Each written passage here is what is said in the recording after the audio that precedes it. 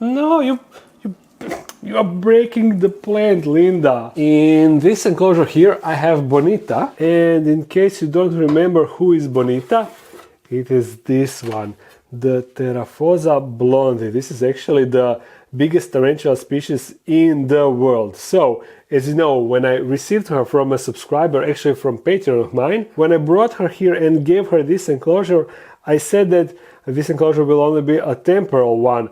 So today, she's crazy.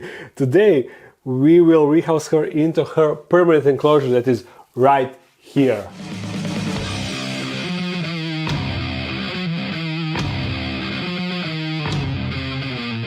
Theraphosa's got crazy feeding response, because you see, she's not attacking that because she feels threatened, but instead she thinks that it is a food, so that's why.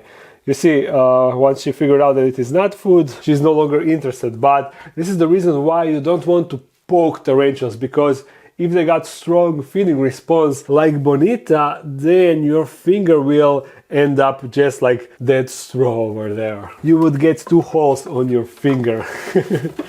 So, let me show you the enclosure, the new enclosure. I just wanted to move her away so we have empty table. You see, I already built the enclosure a while ago. I showed the enclosure in a couple of videos, so you probably already know about it. And as you see, it already got background. Now this is the background that I actually wanted to do, that I wanted to make in the live stream, but because of how when you are cutting styrofoam and expanding foam with a cutting knife, it produces a terrible squeaking sound.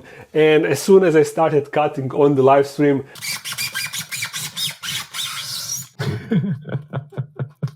it's loud, right? Bad sound, yeah. Okay. I immediately realized that, okay, this is not something that I can do on the live stream, because I would destroy your ears with that sound. So that's why I didn't do it on the live stream, but instead I did it a few days ago. And this background is a bit different than regular backgrounds that I make. You see, unlike using a black silicone and then covering it with dry potting, so like I usually do in my enclosures, this time I did something different. I covered the expanding foam and styrofoam with glue for tiles. So that is that gray layer that you see on top. And I think that it looks alright. It is not, I would prefer if it would be a bit darker, but to make it a bit better, you can actually paint it with different paints. But unfortunately, I don't have any paints at my disposal, at least. I mean, I don't really know which type of paints I can use for this stuff. So this time I will just use it as it is. And then in the future, since now I know how all of this works, in the future I will actually paint it with some paint to give it a bit more texture, so it will be prettier. But it is alright, yeah, it's kind of alright. I will also throw dirt on it and sand for the texture, so it will look even better after I am done with it. Now, the rest of the procedure, the enclosure building procedure, everything will be the same as I normally do. That means substrate, corkbark hide, leaf litter, some plants, some springtails inside, and then we add tarantula. Pretty straightforward, but I want to make this enclosure really pretty. I will actually use a different plant for this one. Yeah, so substrate. You see in this bucket I got a ton of substrate freshly made just for this enclosure. So I think since I need to put a lot of substrate inside, I will just dump it directly from this bucket. Hopefully I won't spill it everywhere. Oh no, I'm hitting the light. This won't work. Just a second. I guess I need to do it normally after all with this. Once I add all of this substrate, this enclosure will actually be quite heavy, but Theraphosas love to have a lot of substrate so they can dig around, so they can dig their hide. I almost messed up. Oh, come on, what am I doing? Big mess, but it will be all worth it in the end. I think that this should be enough. We'll see after I compress all of it.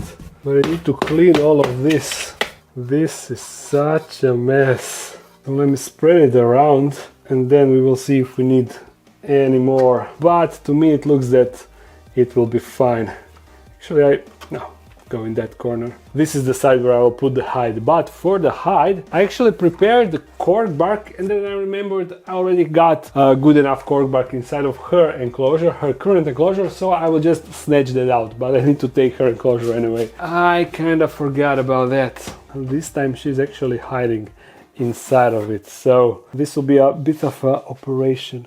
By the way, Theraphosa's got one of the worst urticating hairs, so I will like to try to get as little as possible in the air. Last time I was rehousing Linda, it was terrible. All of my hands were itching because I totally forgot about urticating hairs, and they are actually spread across the top of the substrate. So there we go. This is the cork bark that I need. Great. Now you need to wait just a little bit longer. I'm gonna move her on this straw. By the way, not sure if you can see it, this is a brand new thing that I built, and in case you didn't notice, last Friday there was a bonus video on the Dark Den where I showed you how I built this magnificent game-changing thing for the Dark Den. If you want to find out more information about that, go and check out that video. Now to deal with this. So I will fill up this corner with a bit more substrate and squeeze this cork bark. Yeah, just like that. Also, I need to compress rest of the substrate. And believe it or not, but already I can feel the hairs around my nose. Crazy. They get airborne super easy. Now in that corner I will plant a plant, but not any kind of plant. I will take the plant from this enclosure. It is growing superbly. I don't really know what is the name of this plant, but for some reason it is doing extremely well inside of this enclosure. I can just cut it and directly plant it inside of the substrate. That is how I originally planted that plant inside of this enclosure. So it should work no problem. For some reason I received a bunch of these plants from a friend, and for some reason in some enclosures this plant is doing magnificently, while in the other enclosures it is doing terribly. I don't really know why, because I'm maintaining all the enclosures the same. So I'm hoping that inside of this enclosure it will develop nicely. I'm just gonna stick it in the substrate over there in the corner and it should be fine. Actually, I will take another piece of the plant from this enclosure, and I'm sure that new branches will sprout soon. That one I will put inside of the other corner, and hopefully at least one will continue to grow. I'm doubling the chances this way. In the future I will update you how this plant is developing inside of this one. Now we continue with some leaf litter. I'm gonna just scatter it around, and also smaller leaves. Like these, you see. Also on the background, what is needed now is sand for the texture, to add some nice texture, right? And also I will throw it on the background, even though it is not really holding well. Background is definitely not good. It is too bright, right? I definitely need to add some paint to it, because it is just, it is not fitting well, right? Yeah, I definitely don't like it. It will have to do for now, but definitely in the future I will add some darker coloration on the back to make it blend with the rest of the enclosure better. Yeah, I will need that for sure. Now springtails, and then we are done. It will be ready for Bonita. Gonna scatter these cleaning bodies around. That should be enough. They are the cleanup crew, in case you don't know. They eat the mold and nasty stuff from the enclosure. I will also add this big leaf in the back to break background a bit. I don't know, I have no idea. Some color is needed for sure. Also this can maybe help. Yeah, I'm just trying to cover up the background as much as I can. It will do. Now the fun part. Let's add Bonita inside. It will be interesting to see if she will be down for some cooperation, or if she will kick and bite like crazy. I'm gonna try to make this easier for her, so I will just push her in the right direction of her new enclosure. She will probably bite the straw at first, but hopefully she will figure it out. Hey Bonita.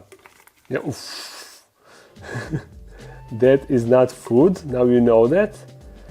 That is something that will point you to your new house, new spacious house. No. Yeah, there you go. Oh, she's so large, she's huge, look at her. and she immediately found her hide. Great, that was really easy. She definitely wasn't stressed about or anything. Now I want to let her settle in. I will set up the camera to record a time lapse so we can see how she will explore her new enclosure during the night.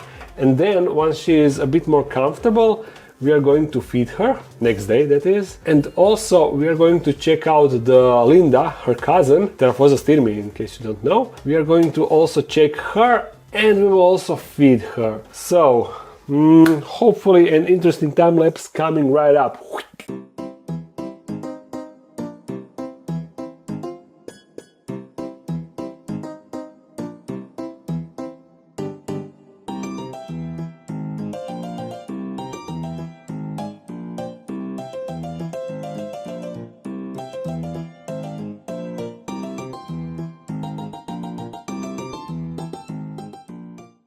And there's that. The time lapse wasn't super interesting, but you could see that she was quite active during first night. She was scouting the whole enclosure like ton of times, and then eventually the very next day she did a bit of digging and she webbed up the entrance and she's actually using the hide already. So there's that. Now, as I said, we are going to feed her.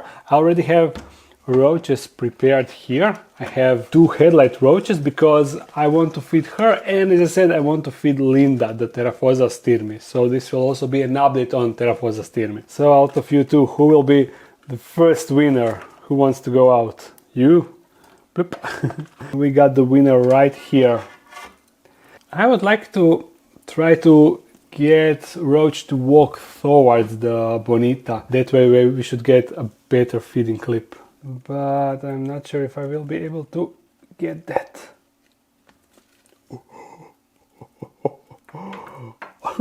We did get that. Excellent. As soon as Roach touched her webbing on the floor, she just bolted out and grabbed the roach.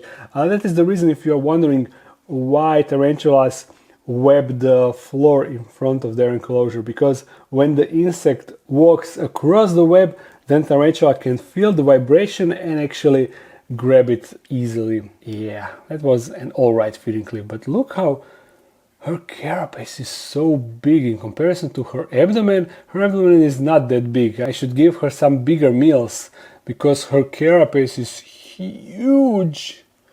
Oh, we will also get some happy dance. Always a lovely thing to see, a happy dance. One quick top view, so you can see the dance from the top. And we will go and check Linda.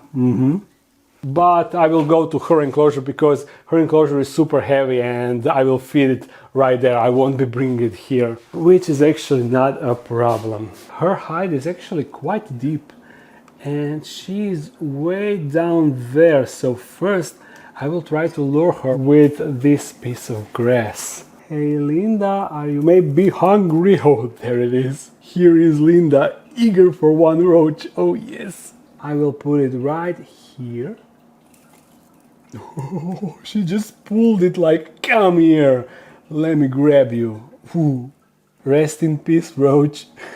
Now Linda's abdomen, it looks a bit bigger than Bonita's, right? But their size is they're kind of the same. I don't know. I need to wait for both of them to molt and then I will compare their molts. Hey, what are you? That's leaf. Do you also eat leaves now or what? I think that she is a bit confused. Can we maybe get some fang action? Oh, yes. Look at those fangs. Also, check out her enclosure. It is now super lush. Look at this plant. It spread like crazy. Surprisingly growing better than Patha's plant. I definitely did not expect that. But I need to take my piece of grass. Hope you don't... Oh. Come on, Linda. Come on. You have your... Linda, you have your roach. She's grabbing the leaves again, look. You fool, you are destroying the plant. Come on, Linda. Look how strong she is. She's just pulling the plant. The destroyer. Come on. Come on, Linda, go. Go in your hide. Oh my... She's so stubborn. No, you You are breaking the plant, Linda. Come on, dude. Go inside. I'm pushing her with camera. There we go. Look what she did. She totally broke this plant. Oh my. I guess I need to do some cutting anyway, but still, so rude. Anyhow, that was pretty cool feeding clip. And let me just announce before we end this video, this Friday there will be another live stream. So in case you missed last live stream, make sure to come to this one. And if you enjoyed the last live stream, also make sure to come to this one. It will start at standard 9 p.m. Central European time, so calculate what time that is for your time zone. It is a regular time when Dark Den video comes out, so you can kind of figure out it by that. The main theme of the live stream will be feeding, so that is the main thing that you can expect, but also this time I will try to interact more with you guys through chat. I will try to pay more attention to chat in between feedings. Anyhow, I hope that you enjoyed this video. If you did, thumbs it up and comment something. If you want to support this channel even more, there's a Patreon page and merch page. If you're new to this channel, make sure to subscribe. I upload every Monday, and sometimes on Friday there is a live stream or a bonus video. Depends. So see you again on Friday. Bye.